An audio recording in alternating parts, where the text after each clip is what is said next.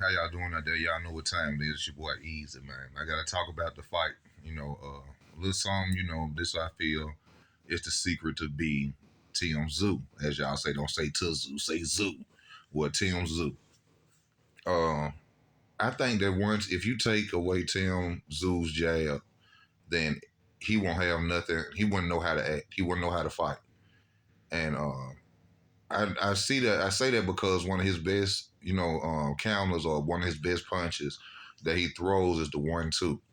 And I feel that if Fundora was smart and had the ring IQ of a fighter like Gervonta Davis, had the skill set of Gervonta Davis, the IQ, is that he should probe his jab, his jab hand, his right hand, since he's a southpaw, in front of Tszyu's jab hand. If you go back and you watch Tank versus Ryan Garcia, when Tank is very smart, very intelligent fighter, and this is where I get this from. If when Tank was fighting Ryan Garcia, he kept probing his right hand in front of Ryan Garcia's jab hand, stopping Ryan Garcia's jab.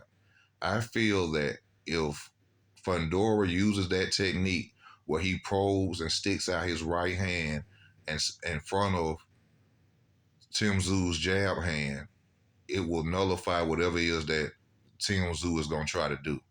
Also, if he throws out that jab hand, probe it, then throws a real jab and throws a right hook nonstop throughout the fight, I think that will be a major way of beating Tszyu. I think if you take away Tszyu's jab, he has nothing. I don't know why they come to my head. I've been watching him. I've been looking at him. He's a fighter, where he mostly comes behind a jab with everything, not a lot. But I think that it will frustrate him not to be able to use his jab. I think that Fundora, if he was to probe, then throw a real stiff jab, come right behind it with a right hook, because Tszyu is known for dropping. When Tim throws his jab, he leaves his whole left side open. If you go and watch some tape right now, you go watch on some highlights. Look at when Tszyu throws his jab. Imagine the towering inferno, tall as he is, using that long arm, probing, stopping that jab, then throws a stiff jab. And then Tim is going to throw that jab after he gets probed, and Fundora throws his to try to counter over Fundora's jab.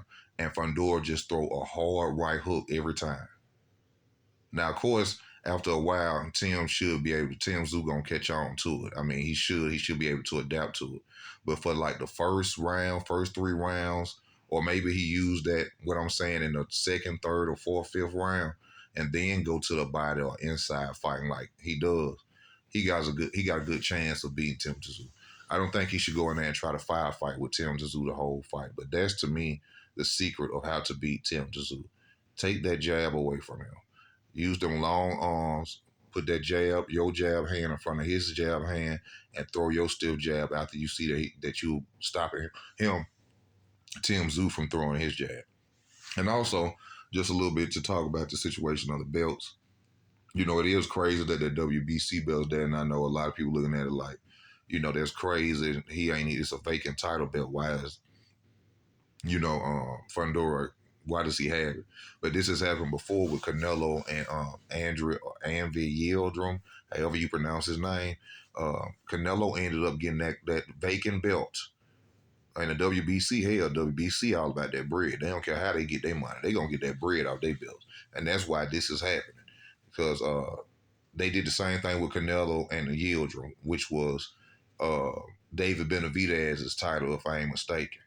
They gave it to Yildirim, or they were supposed to be fighting for the WBA super title. And then next thing you know, up pops the WBC belt.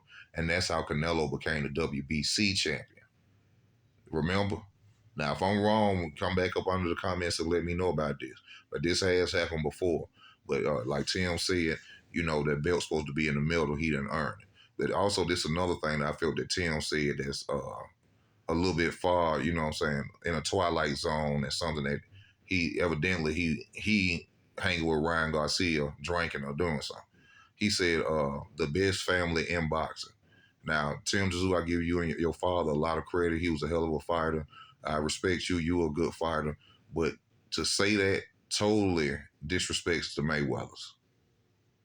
And I'm not no Mayweather fanboy. I'm not no Mayweather penis rider or nothing like that. But from the way I see it, one of the best families in boxing is the Mayweather family. It has to be. All fighters, family still coaching. Uh, Roger was a champion. Daddy was a fighter.